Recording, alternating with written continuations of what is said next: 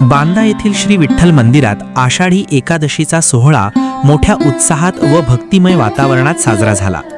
हजारो भाविकांनी श्री विठ्ठल रखुमाईचे दर्शन घेतले। दर्शनासाठी भाविकांच्या गर्दीने उच्चांक केला। दर्शन रांग रात्रीपर्यंत सुरू होती। पहाटे 5 वाजता काकड आरतीने सोहळ्यास आरंभ झाला। त्यानंतर दर्शनास सुरुवात झाली।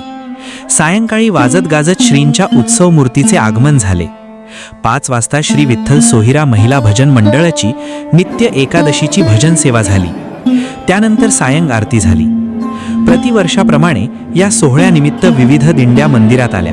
यामध्ये अनेक वर्षांची परंपरा असलेली निगुडे येथून येणारी दिंडी, तसेच बांदा निमजगा दिंडी, पत्रादेवी तोरसे दिंडी, डोंगरपाल येथून आलेली दिंडी, राम भरोसे मंडळ देऊळवाडी दिंडी, उभा बाजार दिंडी, तसेच व्हीएन नाबर स्कूल, बांदा जीप केंद्रशाळा बांदा, निमजगा अंगणवाडी, दिव्यज्योती स्कूल देगवे, तसेच गोगटे वाळके कॉलेज पानगळ बांदा आदी दिंड्या होत्या।